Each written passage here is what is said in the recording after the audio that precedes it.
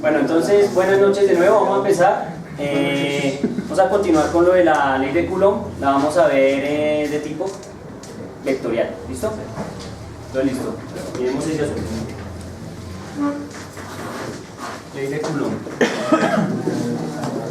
Entonces, voy a hacer como un recorderis un poquito rápido de lo que hicimos la vez pasada, que fue revisar la ley de Coulomb de manera escalar, ¿cierto? Entonces miramos la estructura matemática, que era la que nos va a decir aquí nuestro compañero. ¿Cómo es que es?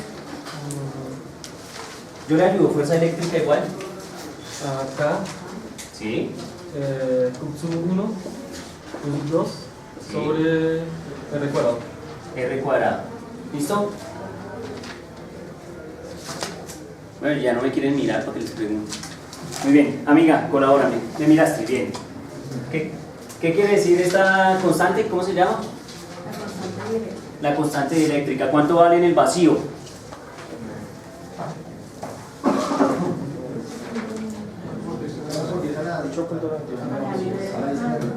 ¿9 por 10 a la qué, perdón? ¿Qué? ¿Años luz? Sobre Coulomb cuadrado. Muy bien. ¿Esto qué es? Allá, mi amiga. Esta R, ¿qué representa? La distancia al cuadrado de qué cosa? La distancia entre cargas. ¿Estamos de acuerdo? Y Q1 y Q2 representan las cargas como tal. Listo, vamos a hacer un dibujito que haga alusión a esa idea como para dejar recordatorio. Esta es Q1, esta es Q2 y tenemos la distancia que la separa, que en este caso la hemos denominado una distancia R. ¿Estamos de acuerdo? ¿Listo? Bien. Esta es solo la magnitud. Recuerdo yo que dejé una tarea que era revisar la constante dieléctrica, recordando que habíamos mencionado que K es igual a 1 sobre 4pi epsilon sub 0, ¿cierto? Y habíamos dejado averiguar el valor de epsilon sub 0. Esa era la tarea para hoy, averiguar el valor de epsilon sub 0 y averiguar qué unidades tenía. ¿Estamos de acuerdo? Entonces, pregunta rápida, epsilon sub 0, Pedro, dígame cuánto es. La tarea. 8.854 ¿Sí? por 10 a la menos 12. Por 10 a la menos 12, ¿qué? C cuadrado. ¿Cuál? C cuadrado. ¿Qué es C? ¿La velocidad de la luz relativista? ¿Sí? ¿Seguro? Hermano, pero eso es un curso de teoría de campo, no es física moderna. Ya los amigos del curso lo miran como este man así, quedó inspirado. Ah, Coulomb cuadrado. Sobre Newton metros al cuadrado. Newton por metro cuadrado. ¿Estamos de acuerdo? Eso es para el vacío. ¿Estamos de acuerdo? Este epsilon cambia dependiendo del material o dieléctrico que esté entre las dos cargas. ¿Estamos de acuerdo? Eso ya depende del material.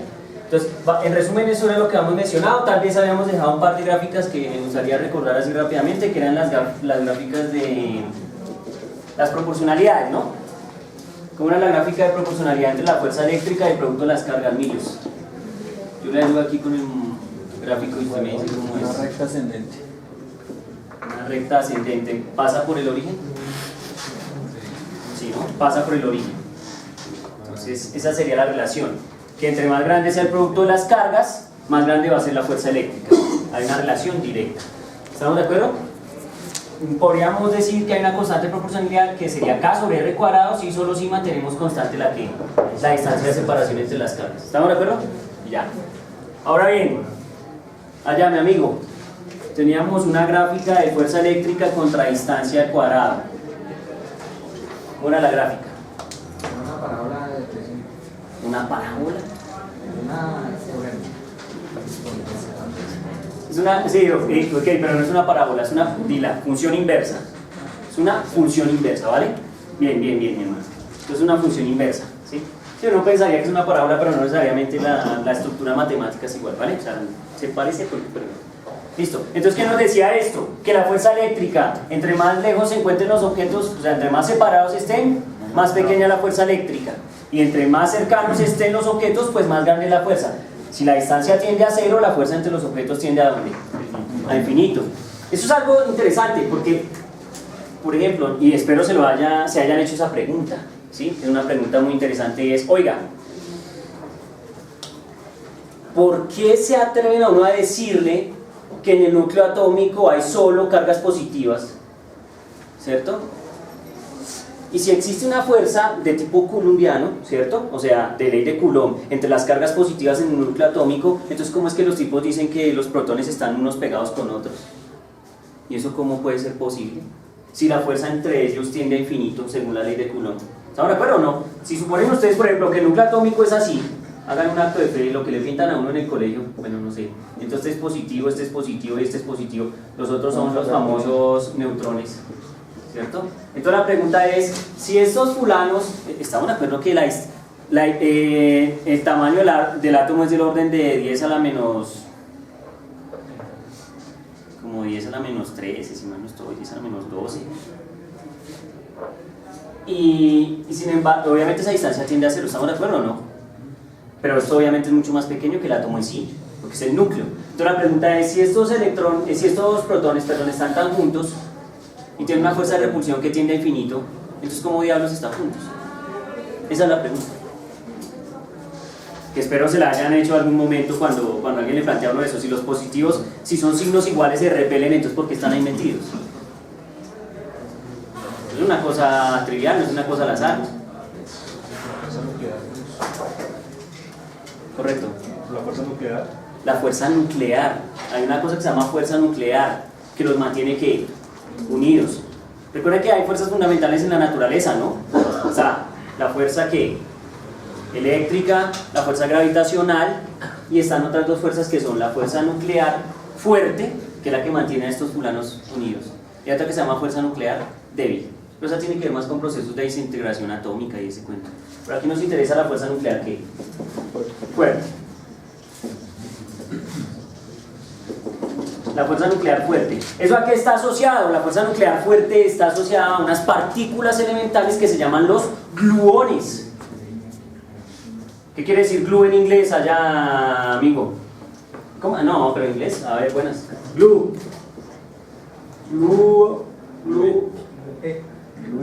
Sí, ones, pero es que no sé si se escriben así porque creo que solo se escribe gluones. Pero bueno, yo lo aprendí así. No sé si tengan la E. ¿Sí estamos? ¿Pero qué quiere decir glue en inglés? Pegamento. O sea que esos fulanos pegan. Si estamos, pegan. Son partículas elementales que producen esta fuerza nuclear fuerte, que es la que permite decir que estos fulanos que tienen una fuerza de repulsión tan grande como infinito casi, una fuerza inmensa, se mantengan pegados. ¿Sí estamos?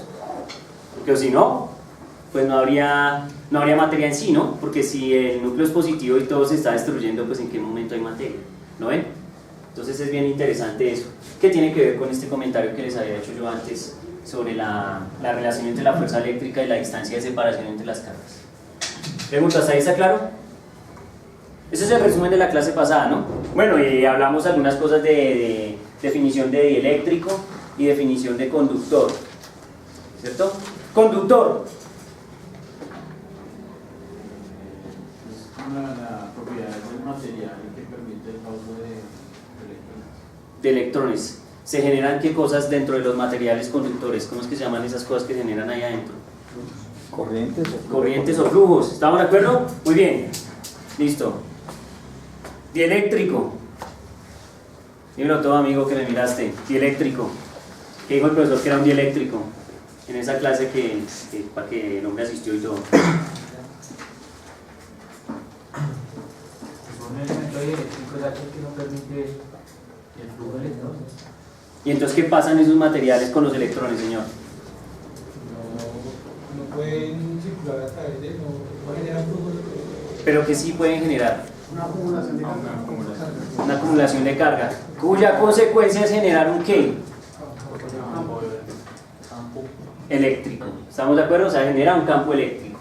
Muy bien, entonces vean que eso es bien importante. Eso fue lo que vimos la vez pasada en resumen, ¿no? Le echamos mucha carreta y todo, pero el resumen era eso. Y por ahí que habían tipos de carga que unas eran positivas y las otras eran negativas. Y ya, eso es todo. Muy bien, entonces ¿qué vamos a hacer nosotros hoy? Ya haciendo este resumen. Lo que vamos a hacer es mirar la ley de Coulomb y la ley de gravitación universal de Newton, ¿sí? Pero las vamos a ver de manera vectorial. Es decir, vamos a mirar cómo se escribe vectorialmente y cómo podría uno tratar de empezar a usarla de manera vectorial. ¿Estamos? Entonces, juguemos el juego a ver qué pasa.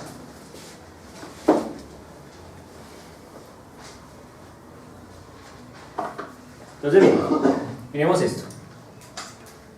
De manera escalar, la magnitud del vector fuerza eléctrica es esta, de manera escalar, ¿sí?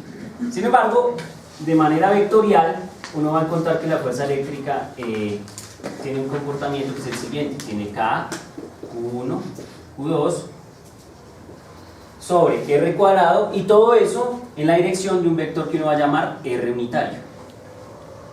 Recuerden que siempre un vector unitario tiene una cachucha que es diferente, ¿no?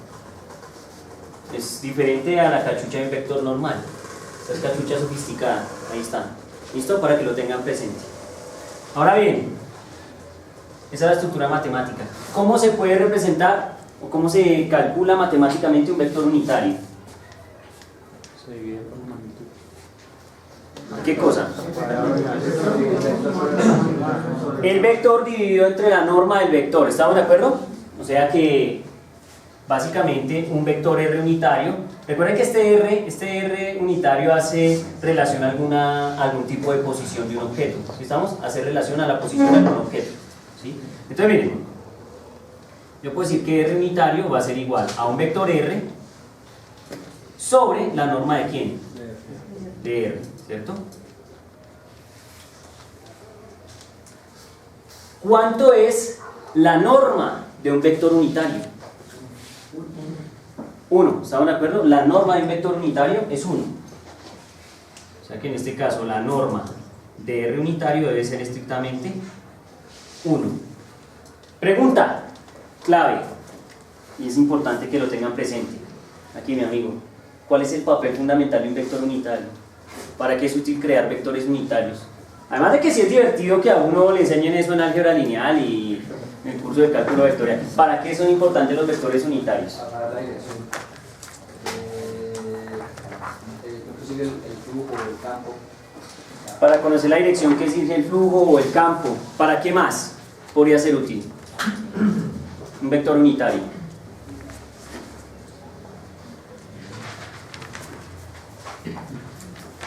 ¿Para qué más es útil un vector unitario además de eso? Bueno, mi hermano, lo he inspirado, cuéntemelo todo. Encontrar otros ¿Encontrar otros qué, perdón? vectores. Para encontrar otros vectores, ya casi. Allá, dímelo todo. Para definir el vector. ¿Para qué, perdón? Para definir el vector. Más o menos, sí, pero miren, uno crea vectores unitarios para escalar espacios, ¿sí? Para generar una escala, para generar un ladrillo, un patrón dentro de un eje. Por ejemplo, cuando uno encuentra un vector unitario Y, ¿sí? Por ejemplo esto, miren, uno tiene un vector, por ejemplo uno tiene el vector Y, ¿se acuerdan del vector Y unitario? ¿A qué eje está asociado el vector Y unitario? Al eje X, ¿estamos de acuerdo? Entonces, uno escala el espacio dependiendo de este vector unitario. Entonces uno dice, si este es el vector unitario Y, o sea el primer ladrillo, cualquier otro vector debe ser múltiplo de este vector. Y entonces uno dice, fácil, quiero construir un vector que sea 5 veces más grande que el que hago. Pues 5 por Y. Entonces todos son múltiplos de un mismo vector unitario, o sea que este es el ladrillo constituyente de la escala, ¿sí? Es el valor mínimo o unidad de medida mínima.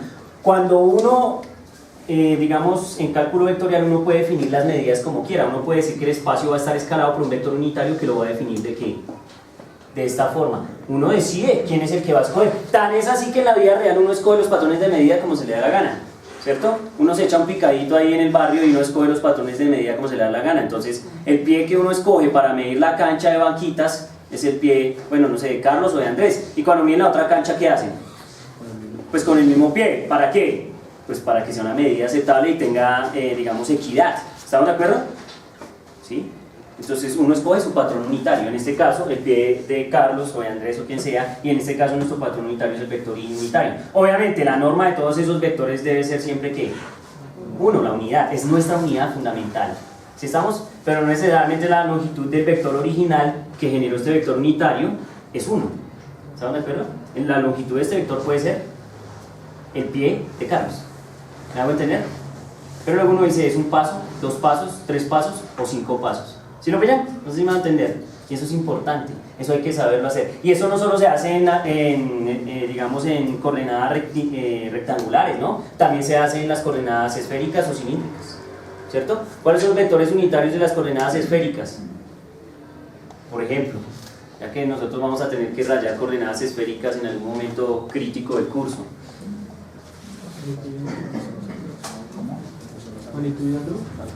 No, los vectores unitarios. No qué medidas debes tomar para medir algo, sino cuáles son los vectores unitarios. Dime. No, pero esos son coordenadas cartesianas. Te estoy preguntando, bueno, digamos coordenadas cilíndricas. ¿Cuáles son los vectores unitarios de las coordenadas cilíndricas? Porque de hecho, si ustedes se dan cuenta, aquí yo no puse ni I, ni J, ni K. ¿Qué puse? R unitario. Eso quiere decir que yo no estoy jugando en coordenadas cartesianas, ¿o sí? Por lo menos no así como lo estoy vendiendo, lo estoy diciendo que va en una dirección radial. Entonces tendría más pinta de una coordenada tal vez esférica. Porque las coordenadas esféricas tienen como coordenada R, por ejemplo. ¿Sí estamos? Mientras que las coordenadas cartesianas no, van X, Y y Z. ¿Sí estamos? Entonces, por ejemplo, miremos los vectores unitarios rápidamente en coordenadas cilíndricas. Entonces en cilíndrica lo que uno tiene es esto. Tiene ρ unitario, φ unitario y K unitario.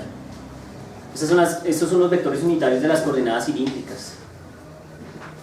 Bueno, eso lo enseñan en vectorial, creo que ustedes de pronto tal vez no lo recuerdan, pero es importante que lo tengan presente. Y en esféricas tenemos R unitario, φ unitario y θ unitario. Eso es importante. Son coordenadas, son los vectores unitarios. Entonces, bueno, y pues ¿por qué no escribamos en cartesianas, no? Para que nos quede claro cuáles son los vectores unitarios en cada uno. Y entonces en cartesianas lo que tiene uno es X, no, Y, J y K unitario. ¿Están de acuerdo? Miren que es curioso, porque en las coordenadas cilíndricas se comparte un vector unitario en común, que es ¿quién? El vector K. Porque las coordenadas cilíndricas son las que tú dijiste. En el piso, lo que llamaban las coordenadas polares, en el piso miden el ángulo y la distancia. Entonces, el ángulo es φ y la distancia es ρ. Pero como es cilíndrico, entonces un cilindro se genera un disco en el piso y luego una ¿qué? Una altura. Entonces la altura en z se mide, pues, o sea, tiene como vector unitario K. O sea que la coordenada en común entre estas y estas es ¿qué? La coordenada z. ¿Lo ven?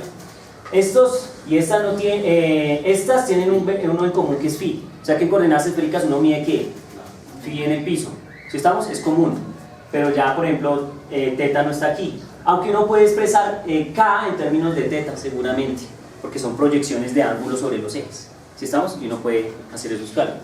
Pero bueno, mi objetivo es que recuerden que los vectores unitarios se utilizan para escalar el espacio. Generalmente se busca que estos vectores unitarios tengan una propiedad muy importante, fundamental, y es que sean ¿qué? Magnitud. No, listo, eso ya lo dijimos. O sea, sí, deben ser de magnitud 1 para que escalen el espacio, nos generen los ladrillitos y construyamos en múltiplos de ellos. Pero no tiene una propiedad fundamental estos vectores entre sí. ¿Cuál es la propiedad que tienen en común estos vectores entre sí? Que sean perpendiculares entre ellos, eso es vital. O sea, los vectores unitarios de un sistema de coordenadas deben ser siempre ortogonales, ¿sí? O lo que dirían los expertos de álgebra lineal, linealmente independientes, ¿sí? Cuando los vectores unitarios de un sistema de coordenadas son linealmente independientes, pues entonces funciona como sistema de coordenadas. Es útil para representar objetos en el espacio o posiciones en el espacio de cosas. ¿Sí estamos? Eso es importante. ¿Estamos? Eso lo estudiamos nosotros en el curso pasado el curso de teoría de campos, lo estudiamos al inicio. Lo que pasa es que aquí lo estoy haciendo de una vez que en el proceso de ir yendo con Coulomb y ir yendo en ese proceso, para ver si nos rinde un poco más y le damos más a lo que nos interesa, que es la parte de campos. ¿Listo? Entonces bien, volviendo al punto, tenemos que la norma en vector unitario es 1, tenemos que se calcula de esta forma, ¿cierto? Y estamos interesados en estudiar la ley de Coulomb en esa estructura. Entonces miren qué pasa. Hagamos un ejercicio, hagamos nuestro primer ejercicio así tranquilo, sencillo. Es posible que lo tengan claro y digan, eso es evidente, pero mejor hacer el ejercicio. Y es...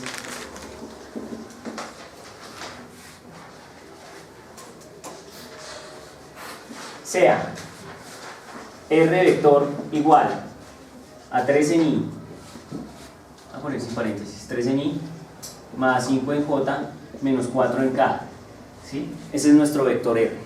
¿Cuál? Pues cualquiera, es una posición en el espacio y un punto, es un espacio cartesiano, lo estoy dando en coordenadas cartesianas. Entonces les digo a ustedes, bueno, determinen usando ese vector o creen o generen un vector R unitario. Por favor, hagan ese cálculo. Díganme cómo es R unitario. Y después de que tengan R unitario, pues calculen su qué. Calculen o demuestren que la norma de su vector R unitario es 1. ¿Listo? Usando la expresión matemática que tengo acá. ¿Listo? Un minuto para eso. Es algo sencillo.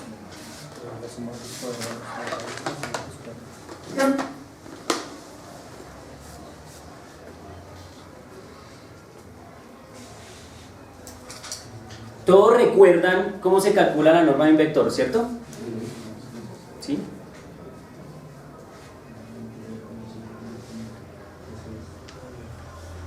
O más o menos. No detecto muchas respuestas. A ver, por acá. ¿Listo? Es lo que uno denominaría un pitagorazo, ¿no?